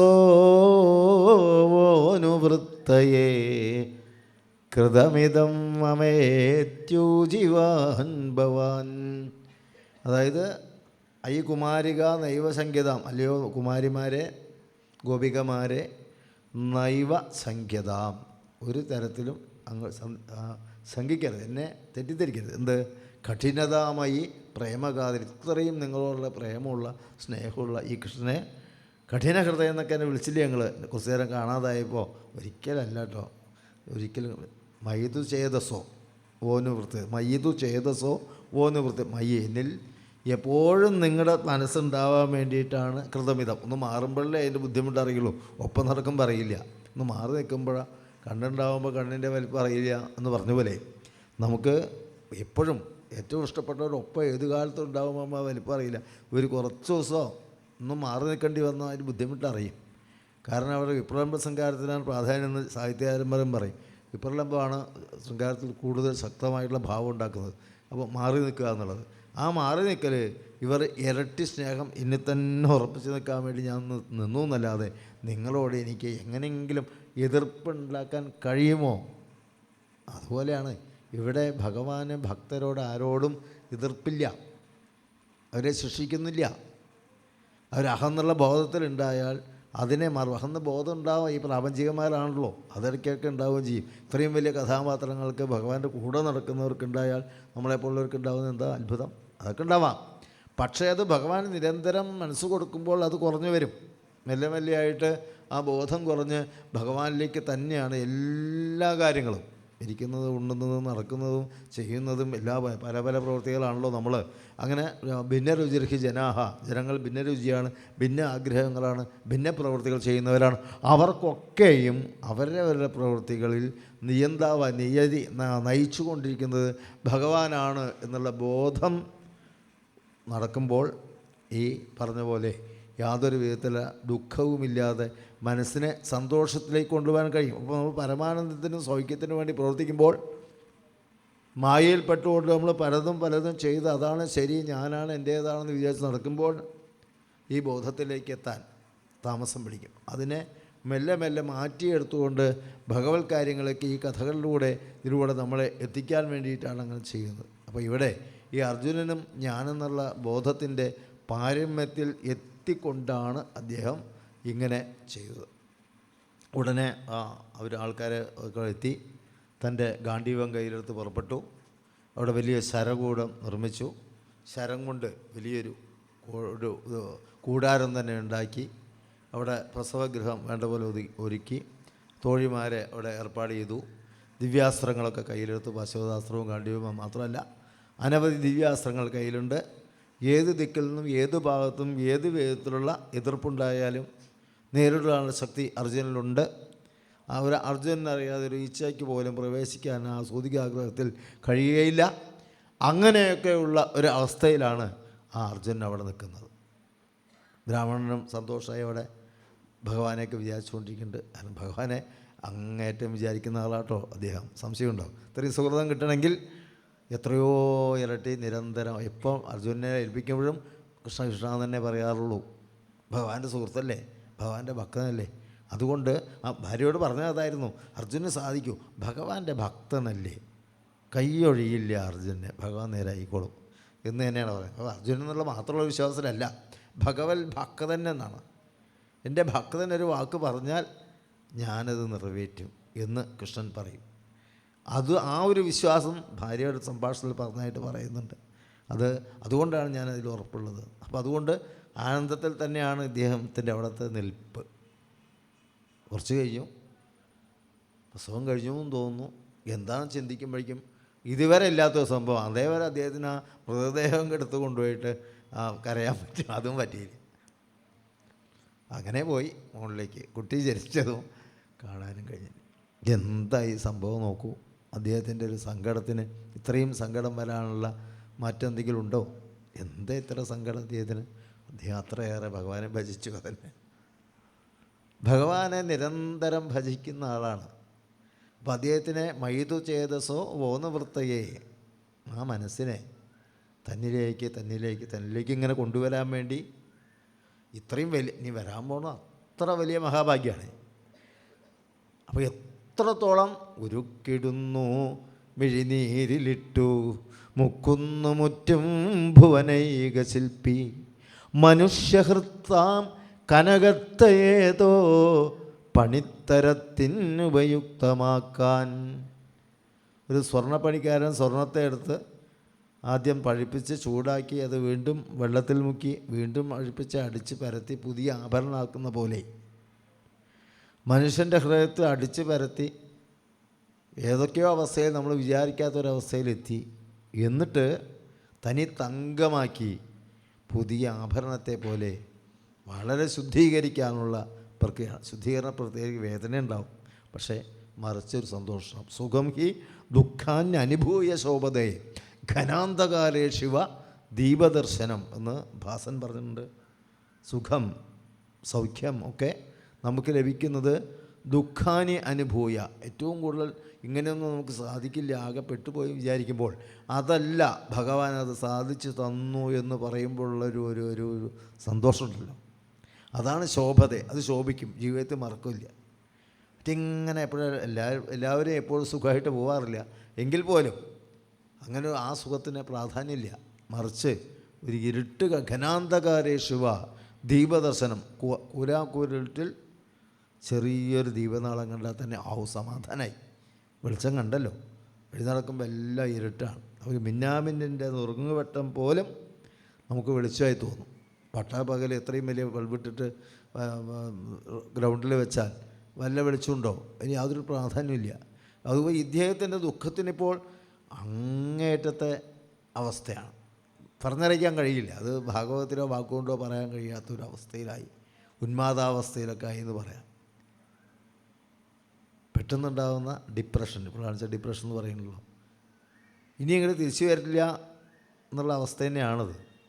കഴിഞ്ഞു, ജന്മം പാഴായി കഴിഞ്ഞു, ഇനി എന്തിനു ജീവിച്ചിരിക്കണം ഇതെല്ലാം കണ്ടുകൊണ്ട് എന്നൊരവസ്ഥയിൽ നിന്ന് ഏറ്റവും നല്ല സന്തോഷത്തേക്ക് എത്തുന്ന അവസ്ഥയിലേക്കാണ് ഈ ബ്രാഹ്മണനെ കൊണ്ടുപോകുന്നത്. ഭഗവാന്റെ കാര്യം അതാ. നമ്മളൊന്നുമില്ല, ഉറ്റവരില്ല എനിക്കു നീയല്ലാതെ ചെറ്റുക നീവു നീ കാട്ടിടേണേ, മാറ്റാരെ മാറ്റി തുണയ്ക്കുവാനായിട്ടു ഉറ്റവനായി നീ എത്തിയിടേണേ. ആരുമില്ല, അങ്ങ് മാത്രമാണ് ആശ്രയം. ഇവനൊരു ബന്ധു ഗുരുവായൂരപ്പ അവിടെ നിന്നില്ലാതില്ലവനിയിൽ. ഇതിൽ ഭഗവാൻ മാത്രമാണ് ശരണം എന്ന് പ്രാപിക്കുമ്പോൾ ഏത് അവസ്ഥയിൽ നിന്നും സമാവസ്ഥയിലേക്ക് കൊണ്ടുവരും. ഏത് വലിയ അതിഭ്രമത്തിൽ നിന്നും ഭഗവാൻ നമ്മളെ പിടിച്ച് കൊണ്ടുവന്നിരിക്കും. അപ്പോൾ എന്തിനാണത് തിരിച്ച് ചോദിച്ചാൽ, നമ്മുടേതായിട്ടുള്ള അഹം എന്നുള്ളത് കഴുകി അഴുക്കുകൾ കളയണം, പൊടികൾ കളയണം, രജസ് കളയണം, ചളികൾ കളയണം. സ്ഫടികത്തിന് അങ്ങനെ ഒരുപാട് ചളി പറ്റി കഴിഞ്ഞാൽ ഭംഗിയില്ലോ, കഴുകി വൃത്തിയാക്കുമ്പോഴേ പറ്റുള്ളൂ. നമ്മുടെ ഹൃദയം എപ്പോഴും വളരെ വൃത്തിയായിരിക്കണം. ഈശ്വമത മത്സരങ്ങളും അഹന്നുള്ള ബോധവും ഒക്കെ കൂടി ചേർന്ന് അഴുക്ക് നിറഞ്ഞതാകുമ്പോൾ ഭക്തനെ ഭഗവാൻ മെല്ലെ മെല്ലെയായിട്ട് അത് ബോധ്യപ്പെടുത്തും. വഴി തെറ്റുമ്പോൾ പിടിച്ചും കൊണ്ടുവരും. ആൾക്ക് വേണ്ടതായിട്ടുള്ള ബോധത്തിലൂടെ എല്ലാ അരുതായ്മകളിൽ നിന്നും ഉണ്മയിലേക്ക് കൊണ്ടുവരികയും ചെയ്യും. അപ്പോൾ ഇദ്ദേഹത്തിനെ പോലെ നമ്മൾ സുഹൃതി നേരത്തെ പറഞ്ഞെങ്കിലും ആ സുഹൃതം ഭഗവാന്റെ അനുഗ്രഹത്തിൻ്റെ സുഹൃതത്തിന് പാത്രീഭൂതമായതുകൊണ്ട് മാത്രമാണ്. അല്ലാതെ ഇങ്ങനെ 10 കുട്ടികളെ മേടിച്ച് വിലപിക്കുന്ന ആളെ സുഹൃതി എന്ന് പറയുക അതൊരിക്കലും സാധിക്കില്ല. പക്ഷേ പിന്നീട് അദ്ദേഹം ഇനിയുള്ള ആ സുഹൃത്താണല്ലോ ഇനി ബാക്കി ഭാഗത്ത് പറയാൻ പോകുന്നത്. അദ്ദേഹത്തിൻ്റെ വിഷമങ്ങളാണ് ഇതുവരെ പറഞ്ഞതെങ്കിൽ പിന്നെ അവിടെ ഉണ്ടായി അദ്ദേഹം എന്താ ഉണ്ടായത്, അവിടെ ആ സമയത്ത് ഈ വിജയനെ, അതായത് അർജുനെ വിളിച്ച് പറഞ്ഞു, താനിപ്പോൾ എന്തൊക്കെയാണ് പറഞ്ഞത്, ഗാന്ധീവിയാണെന്ന് പറഞ്ഞു, മധ്യമപാണ്ഡവനാണെന്ന് പറഞ്ഞു, ഇപ്പം എന്താ ഉണ്ടായത്, ഇത്രയും ഒരു കൊള്ളരാത്തൊരാളെ ഞാൻ ജീവിതത്തിൽ കണ്ടിട്ടില്ല. ഇനി കുറേ വാക്കുകൾ, ഭർസന വാക്കുകൾ ധാരാളം പറയുന്നുണ്ട്. എന്നാൽ പ്രദ്യുമ്നോ അനിരുദ്ധോ രാമോ എന്ന കേശവ യസ്യശേഖ പരിത്രാതും കോ അന്യസത വിശേഷ അവിദേശര. അതുകൊണ്ട് ഞാൻ പ്രദ്യുമ്നല്ല അനിരുദ്ധല്ല എന്തെല്ലാം പറഞ്ഞു, ഞാൻ അർജുനാണെന്ന് പറഞ്ഞിട്ട് ഇപ്പം എന്തുണ്ടായി എന്ന് ചോദിച്ചു. അത് ശരിയാണ്, അതുകൊണ്ട് എന്തുണ്ടായി എന്നുള്ള അറിയണ്ടേ. അപ്പം അതുകൊണ്ട് ഇനിയിപ്പോൾ എന്താ നിവൃത്തിയുള്ളത്, ഇനി ഈ കുട്ടിയെ രക്ഷിച്ചില്ല, കണ്ടുപിടിച്ചില്ല എങ്കിൽ അഗ്നി പ്രവേശിക്കുന്നുള്ള ആ അവസ്ഥയിലേക്ക് എത്തുക മാത്രമേ നിവൃത്തിയുള്ളൂ. അപ്പോൾ അതിനു മുമ്പ് അദ്ദേഹം ഒന്നൊന്ന് ആലോചിച്ചു. അദ്ദേഹത്തിന് പല ലോകങ്ങളിലേക്ക് എത്താൻ കഴിയുന്നുള്ള ആൾ. അപ്പോൾ അദ്ദേഹം പല ദേവന്മാരെ കണ്ടു. അഗ്നിദേവൻ്റെയും വരുണദേവൻ്റെയും യമദേവൻ്റെ അടുത്ത് വരെ ചെന്നു. ഇങ്ങനെ ഒരു ബ്രാഹ്മണപുത്രനെ കണ്ടില്ലല്ലോ. അദ്ദേഹം യമധർമ്മം കണക്ക് കൂട്ടി. മനസ്സിലായി, കുട്ടിക്ക് ഇങ്ങോട്ട് വരാറായിട്ടില്ല. അപ്പോൾ ഇല്ല, അതായാലും ഞാൻ കണ്ടിട്ടുമില്ല, അതായാലും അതിനുള്ള ആയുസ് കഴിഞ്ഞിട്ടുമില്ല. അപ്പോൾ ഇവിടെ ഇല്ല, വേറെ എവിടെ ഉണ്ടാവാം, ഞാനറിയില്ല, ഞാൻ കൊണ്ടുവന്നിട്ടില്ല. അർജുന ഇല്ലെങ്കിൽ യാതൊരു സംശയമില്ലല്ലോ. കാരണം ഞാൻ പറയും, എൻ്റെ ജ്യേഷ്ഠനാണല്ലോ, മറ്റേ ധർമ്മപുത്രൻ എന്നല്ലേ പറയണം, അങ്ങ് ധർമ്മകൃഷ്ണനല്ലേ, അങ്ങയുടെ പുത്രനല്ലേ ജ്യേഷ്ഠൻ. അപ്പോൾ അദ്ദേഹത്തിന് അനിയനായിട്ട് ഞാൻ പറഞ്ഞു എന്നെ സഹായിക്കില്ലേ, സംശയമില്ലോ, ഇവിടെ ഇല്ല, പിന്നെ ഞാനെന്താ ചെയ്യുക. എന്നാൽ ശരി, അങ്ങനെ പല ലോകങ്ങളിലും പോയി തിരിച്ചെത്തി, എവിടെ പോയിട്ടും ആ കുമാരനെ കണ്ടില്ല. അപ്പോൾ ആകെ വിഷമായി. ഇനിയിപ്പോൾ എന്താ ചെയ്യുക, ഇനി പ്രതിജ്ഞ നിറവേറ്റുക, അതിലപ്പുറം ഒന്നും ചെയ്യാനില്ല. അപ്പോൾ അവിടെ ആൾക്കാരോട് സംസാരിച്ചു. അവരെല്ലാം അതിൻ്റെ ഉള്ള മറ്റേ അഗ്നികുണ്ഡം തയ്യാറാക്കി. എല്ലാവരും തയ്യാറായിരുന്നു. എല്ലാവരും പലർക്കും സങ്കടം വരുന്നുണ്ട്. ചിലർക്ക് അത് അദ്ദേഹം പ്രതിജ്ഞ ചെയ്തത് അദ്ദേഹം തന്നെയല്ലേ, പല അഭിപ്രായമായാലും ജനങ്ങൾ നിൽക്കുന്നുണ്ട്. എന്തായാലും വളരെ ദാരുണമായ അവസ്ഥ.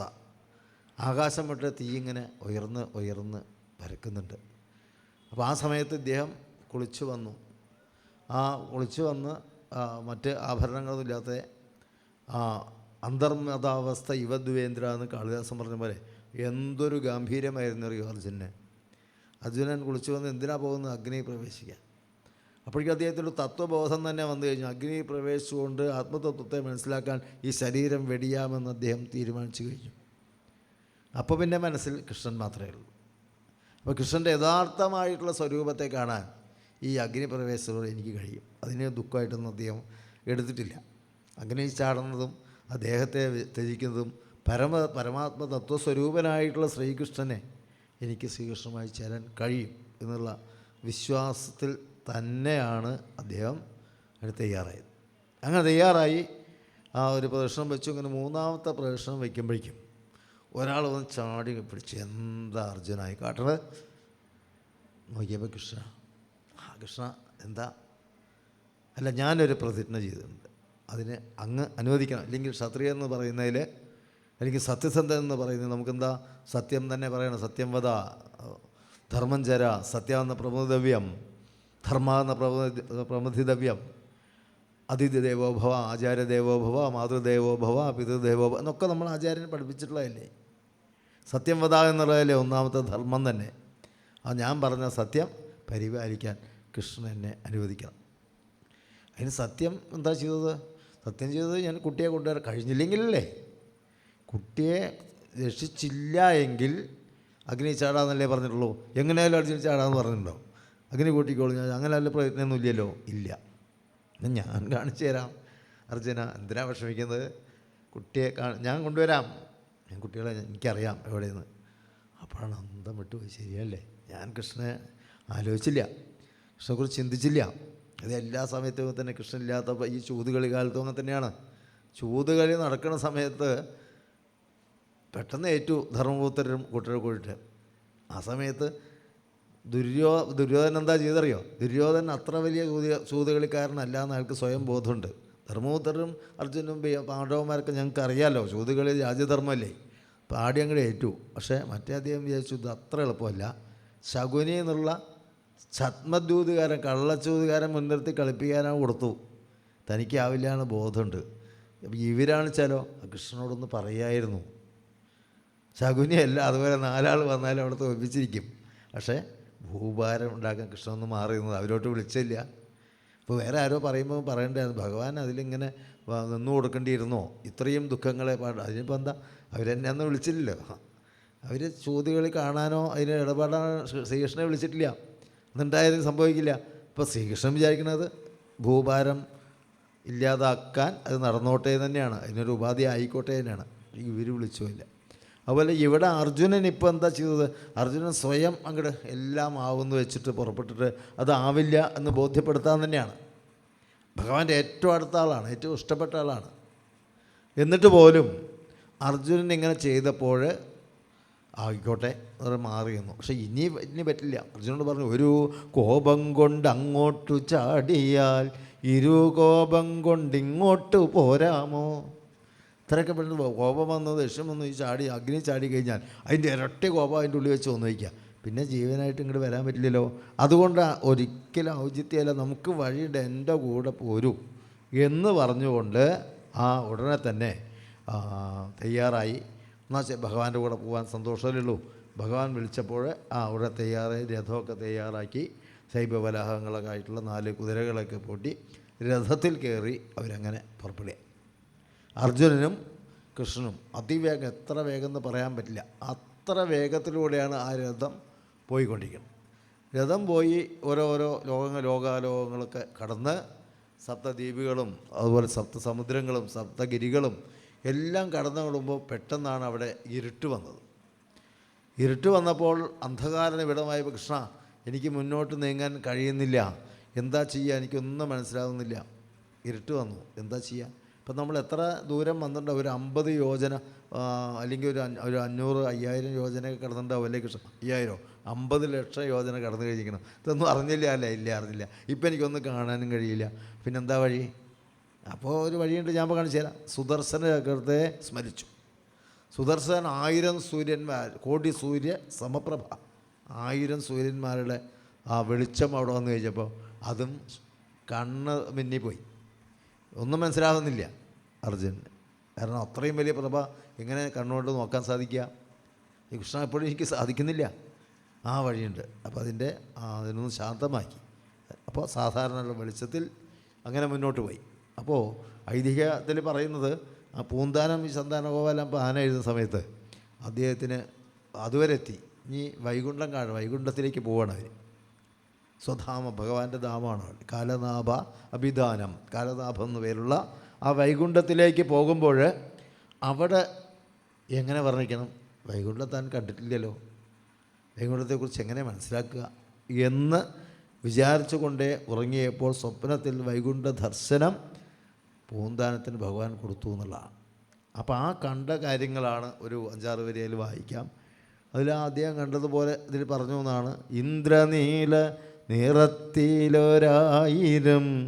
ചന്ദ്രമണ്ഡലമൊന്നിച്ചുദിക്കയോ, കാരുണ്യാമൃതവൻ മഴ പെയ്യുന്ന കാളമേഘം നിറഞ്ഞങ്ങിരിക്കയോ, ബ്രഹ്മാനന്ദമെന്നുള്ള പരമാർത്ഥം ശ്യാമവർണ്ണത്തിൽ പ്രത്യക്ഷമാകയോ, നാലു ഭാഗത്തും നോക്കുന്ന നേരത്ത നീലവർണ്ണ പ്രപഞ്ചവും അന്നേരം പങ്കജാക്ഷനുമീതേയൊരായിരം വെൺകൊറ്റക്കുട തീർത്താനനന്ദനും ചന്തമേറുന്ന പൂർണ്ണചന്ദ്രങ്കെന്ന് പൂനിലാവു പരക്കുന്നതുപോലെ ദന്തപങ്ക്തി പ്രകാശവും മോഹന മന്ദഹാസവിലാസവും കാണുന്നു.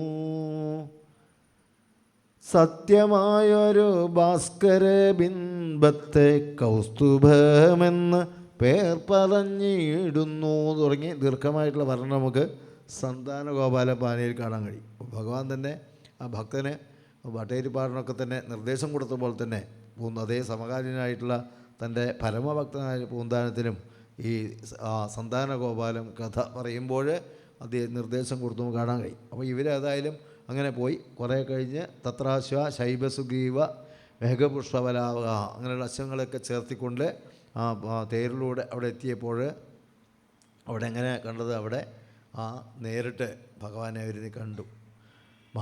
ദദർശതൽ ഭോഗസുഖാസനം വിഭും മഹാനുഭാവം പുരുഷോത്തമോത്തമം സാന്ദ്രാംബുദാഭം സുപിസംഗവാസസം പ്രസന്നവക്ത്രം രുചിരായതേക്ഷണം മഹാമണിവ്രാതകിരീടകുണ്ടലപ്രഭാപരിക്ഷിപ്ത സഹസ്രകുന്തളം പ്രളംബജാർവഷ്ടഭുജം സകൗസ്തുഭം ശ്രീവത്സലക്ഷ്മം വനമാലയാവൃതം. ആ ശ്രീവത്സമൊക്കെ മാറിലുള്ള വനമാല ധരിച്ച ആ ഭഗവാൻ അവിടെ അനന്ത ശാന്താകാരം ഭുജേശ എന്നുള്ള സ്വാഗതി പറഞ്ഞ പോലെ അനന്തശായിയായിട്ടല്ല, അനന്ത ഉപവിഷ്ടനാണ്. നമ്മൾ തൃപ്പൂണിത്തുറയിൽ അങ്ങനെയാണല്ലോ, ഭഗവാൻ അങ്ങനെ സന്താനഗോപാലകൃഷ്ണനാണ്. അപ്പോൾ അനന്ത ഉപവിഷ്ടൻ, അനന്തൻ്റെ മേലെ പട്ടുമെത്തയായിക്കൊണ്ട് അനന്തൻ്റെ മേലെ ഇരിക്കുകയാണ്. ആ ഇരിക്കുന്ന ഭാഗമാണ് അവർ കാണുന്നത്. ദിവ്യാസ്ത്രഭൂഷം മഹിതഭുജകഭോഗേ നിഷണ്ണം പ്രസന്നം ദിവ്യന്തം നാരദാദ്യയ്യെ അകൃതകവചസാമർത്ഥമേകം നിഗൂഢം ത്വാമേവ ത്വം പുരാണം പുരുഷമുപനിഷൽ സുന്ദരി വൃന്ദവീതം കാളാംബോധാഭിരാമം കൃതനതിരിതി തുഷ്ടോദ ദൃഷ്ട്വാ.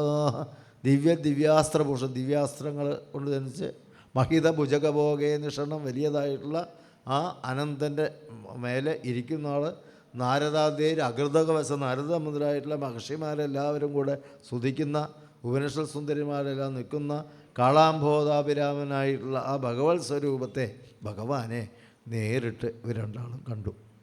അത്യന്തം സന്തോഷത്തോടെ അവർ സൂചിച്ചു, ജയ ജയ ജനാർദ്ദന മുരാർദ്ദനദയാലോ ജയ ജയ ജനാർച്ചിത പദാബ്ജപദയാലോ. ജനാർദ്ദനെ ആ ഭഗവാനെ ഭഗവാൻ തന്നെ സൂചിച്ചു എന്നാണ് നമ്മൾ പറയാം.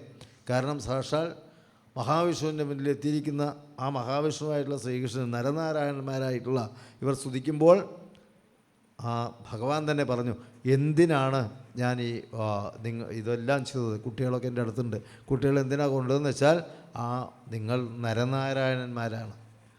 നിങ്ങൾ രണ്ടുപേരെയും എനിക്ക് തന്നെ കാണാൻ വേണ്ടി ഞാൻ അവർ അനീതവന്ത ഇഹ ഞാനിങ്ങോട്ട് കൊണ്ടുവന്നു എന്നല്ലേ ഉള്ളൂ. അപ്പോൾ അതുകൊണ്ട് അവരെയൊക്കെ തിരിച്ചു കൊണ്ടുപോകാം. അർജുനൻ അത്ഭുതപരതന്ത്രനായി. ഞാൻ പറഞ്ഞ വാക്ക് ഈ കുട്ടിയെ രക്ഷിക്കാമെന്നാണ്. ഇപ്പം എന്താ, ഭഗവാൻ 10 കുട്ടികളെയും കൊടുക്കുക. ചോദിക്കാതെ തന്നെ ചോദിച്ചതിന് അനഭ്യർത്ഥിതാനഭ്യർത്ഥാൻ കാമാൻ അജസ്രം വിതരതി പരമാനന്ദ സാന്ദ്രാം ഗതിമിച്ച. ഇനി ഇതിലും മേലെ എന്തൊരു പരമാനന്ദ സാന്ദ്രാം ഗതിയാണ് ഉണ്ടാവേണ്ടത്. അങ്ങനെയുള്ളൊരവസ്ഥയിലാണ് അദ്ദേഹത്തിന് അവിടെ ലഭിക്കാൻ കഴിഞ്ഞത്. അപ്പോൾ അതൊക്കെ കേട്ട് വളരെ സന്തോഷമായി. ആ കൃഷ്ണനും അർജുനും കൂടെ കുട്ടികളെ കൊണ്ടുവന്ന് നേരെ ദ്വാരകയിൽ വന്നു. അവിടെ ബ്രാഹ്മണത അറിഞ്ഞു. അദ്ദേഹം ഇവിടെ എത്തി. അദ്ദേഹത്തിനുണ്ടായ സന്തോഷം അന്ന് ആ ഉന്മാദാവസ്ഥയിൽ, ഇന്ന് ആനന്ദസാഗരത്തിൽ ആറാടിക്കൊണ്ട് ഏതവസ്ഥയിലായിരിക്കണം ആ സുഹൃതി. അതുകൊണ്ടാണ് അദ്ദേഹത്തെ പറഞ്ഞ് ഏറ്റവും പൗന്താൻ തന്നെ പറഞ്ഞത്, സുഹൃതികളിൽ 10 ദിക്കിലും ഇത്ര സുഹൃതികൾ പൃഥ്വിദേവനെപ്പോലെയെല്ലാരുമേ. ഇത്രയും സുഹൃതികളായിട്ടുള്ള ആൾ നമ്മൾ ഏത് കഥയിലെടുത്താലും കാണാൻ കഴിയില്ല. 10 കുട്ടികളെ കിട്ടും. ഓരോ പ്രായം അനുസരിച്ച് ഇപ്പം മരിച്ച കുട്ടികൾക്ക് 10 വയസ്സായ കുട്ടി വരെയുണ്ട്. അവരെവിടെ വന്ന് വൈകുണ്ഠനാഥൻ്റെ അടുത്താണ്. അത് പറഞ്ഞു, വെറുതെ കുട്ടികളെ കിട്ടിയതല്ല, എവിടെയെങ്കിലും പോയി ആരെങ്കിലും പിടിച്ചുകൊണ്ട് അടച്ചിട്ടതല്ല, തിരിച്ചു പിടിച്ചതല്ല. വൈകുണ്ഠ ലോകത്തിൽ ഭഗവാന്റെ ഉണ്ണികൾ, അച്ഛനമ്മയെന്നൊക്കെ മഹാലക്ഷ്മിയും ശ്രീദേവിയും ഭഗവാനെ വിളിക്കണതേ. അത്രയും ഭാഗ്യമുള്ളവരുടെ ഈ കുട്ടികൾ, ആ കുട്ടികളെ വീണ്ടും കയ്യിൽ കിട്ടി അവരെ പരിപാലിക്കാൻ സാധിക്കുക. ഇതുപോലൊരു ഭാഗ്യം മറ്റാർക്കാണുള്ളത്? അപ്പോൾ ആദ്യം ക്ഷമ പറഞ്ഞു കൃഷ്ണനോടും അർജുനനോടൊക്കെ തന്നെ. ഞാൻ അറിയാതെ എന്തൊക്കെയോ പറഞ്ഞു പോയിട്ടുണ്ട്, ക്ഷമിക്കണം, അതൊന്നും സാരമില്ല എന്ന് പറഞ്ഞു. കാരണം ഭഗവാൻ എല്ലാവരെയും വേണ്ട പോലെ അനുഗ്രഹിക്കാൻ പലതരത്തിലും ഓരോ തരത്തിലാണ് ഭഗവാൻ നമുക്ക് ചെയ്തു തരുന്നത്. അപ്പോൾ ഇവരെ ഈ മഹാസുഹൃതിയെ അദ്ദേഹത്തിന് ഒരു കുട്ടിയെ കിട്ടിയാൽ മതിയും വിചാരിക്കുമ്പോൾ എല്ലാ കുട്ടികളെയും അയാൾ വിഷമങ്ങൾക്ക് എന്ത് കാര്യം അവിടെ നമ്മളെല്ലാ വിഷമങ്ങളും മറന്നു പോകുകയാണ്. ഇതുവരെ അനുഭവിച്ച ദുഃഖങ്ങൾ ഒന്നുമല്ല. ഇത്രയും സന്തോഷം തരാൻ ഭഗവാൻ ഭക്തനോട് കാണിക്കുന്ന കാരുണ്യം മാത്രമാണ്. നമുക്കൊരുപാട് കാര്യങ്ങൾ അങ്ങനെ സംഭവിക്കാം, പക്ഷേ ആത്യന്തികമായി ഒരു ഭക്തന് അവശത ഉണ്ടാകുന്നില്ല. ത്വയി വിമുഖാനാം പതനം സുനിയതം അഭിസുമഹിത പദഭാജാം ക്വാഭി കുതോഭി നഹാനിരിഹാജിത തവ സുലളിത പദഭാജാം. ത്വയി വിമുഖാനം, ഭഗവത് വിമുഖന്മാർക്കാണ് പതനങ്ങൾ ഉണ്ടാകുന്നത്. താൽക്കാലികമായിട്ട് ചില ലക്ഷണം ഉണ്ടാകും, നമ്മൾ ശ്രദ്ധിക്കേണ്ടതില്ല. പതനം ഉറപ്പാണ് ഏത് തരത്തിലും. പക്ഷേ ഭഗവാന്റെ ലളിത കോമള സുന്ദര തൃപ്പാദങ്ങളെ ആശ്രയിക്കുന്ന ഒരാൾക്ക് ക്വാബി കുതോബി നഹാനി, ഒരു തരത്തിലും ഒരു വിധത്തിലും ഒരു ഹാനിയും ഉണ്ടാകുന്നില്ല. നമ്മെ ഭക്ത പ്രണശ്യതി, എൻ്റെ ഭക്തന് നാശമുണ്ടാകുന്നില്ല, എൻ്റെ ഭക്തൻ്റെ വാക്ക് വെറുതെ ആക്കുന്നില്ല. സത്യം വിദാതും അർത്ഥം സത്യത്തെ വേണ്ട പോലെ പരീക്ഷിക്കാനാണല്ലോ നമുക്ക് നരസിംഹാവതാരം പോലും എടുത്തത്. ആ കുട്ടി പറഞ്ഞാൽ, എൻ്റെ ഭക്തൻ പറഞ്ഞാൽ, അർജുനൻ പറഞ്ഞാൽ, അർജുനൻ കൊണ്ടുവരുമെന്ന് പറഞ്ഞാൽ നടക്കാതിരിക്കുമോ? എൻ്റെ ഭക്തനല്ലേ.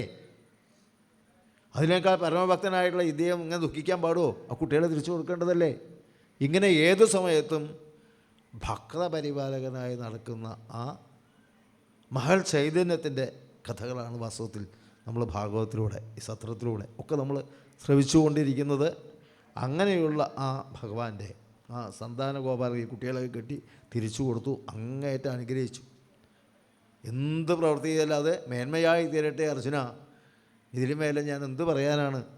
എനിക്ക് എന്തെങ്കിലുമൊക്കെ ഞാൻ പറഞ്ഞാൽ ശരിയാവുമെങ്കിൽ അത് അർജുനൻ്റെ ശ്രേയസ്സിന് മാത്രമായി തീരട്ടെ. പറയാതിരിക്കുമോ? ഇത്രയൊക്കെ കൊണ്ട് ഞാൻ അബദ്ധം പറഞ്ഞെങ്കിലും തിരിച്ചിങ്ങനെ കിട്ടിക്കഴിഞ്ഞാൽ ആ സന്തോഷത്തിൻ്റെ ആധിക്യം കൊണ്ട് അദ്ദേഹം അങ്ങനെ തന്നെയാണ് പറഞ്ഞത്. അപ്പോൾ അതിൽ അങ്ങേയറ്റം സന്തോഷമായി. പിന്നെയും കുറേ കാലം ദ്വാരകയിൽ ആ ഭഗവാന്റെ യഥാസമയം വരെയും ആ അർജുനും ഒക്കെ വേണ്ട പോലെ ഭക്തരക്ഷണം, അതുപോലെ തന്നെ രാജാവ് എന്നുള്ള എനിക്ക് ദുഷ്ടന്മാരെ ഇല്ലാതാക്കലും ഭക്തന്മാരെ രക്ഷിക്കലും ധർമ്മത്തെ പരിപാലിക്കലും ഒക്കെ ആയിട്ട് കൊണ്ടുവരുന്നു ഭാഗവതം തന്നെ അവിടെ പറയുന്നതാണ്. അങ്ങനെയുള്ള ആ സന്താന ഗോപാലം കഥ നമുക്ക് ഈ സത്രവേദിയിൽ ഭഗവാന്റെ പെരുന്തട്ട തേവരുടെ ഒക്കെ അനുഗ്രഹം കൊണ്ട് നമുക്ക് കുറച്ച് നേരം സ്മരിക്കാൻ കഴിഞ്ഞു. അതുകൊണ്ട് ഈ വാക്കുകളൊക്കെ തന്നെ ആ ഭഗവാന്റെ തൃപ്പാദങ്ങൾ സമർപ്പിക്കട്ടെ.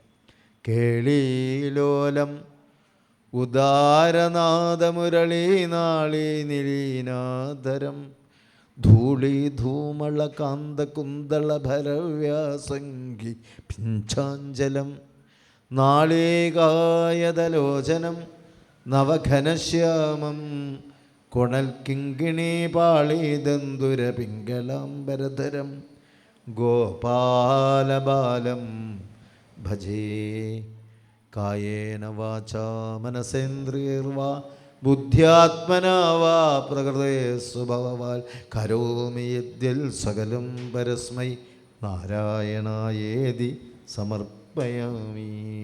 ഇന്ന് പ്രദോഷ സന്ധ്യാ സമയമാണ്. ഇപ്പോൾ ആ പ്രദോഷ സന്ധ്യയിലാണ് ഭഗവാന്റെ മുന്നിൽ നമുക്ക് ഇതുവരെ ഈ കാര്യങ്ങൾ പറയാൻ കഴിഞ്ഞത്. ആ ഭഗവാനെ കൂടി നമിച്ചുകൊണ്ട് നിർത്തുകയാണ്. ശംഭോ മഹേശ മഹാദേവ ശംഭോ കാർത്യായനീനാഥ കാരുണ്യസിന്ധോ നന്നായി പൂജയും ചെയ്യാൻ എനിക്ക് ഒന്നും ഗ്രഹിക്കാൻ കഴിഞ്ഞില്ല ദേവാ, എന്നാലും എൻ മാനസം കൊണ്ടു നിന്നെ എന്നും ഭജിക്കാം മഹാദേവ ശംഭോ, എന്നും ഭജിക്കാം മഹാദേവ ശംഭോ. ശ്രീ ഗുരുവായൂരപ്പ ശരണം.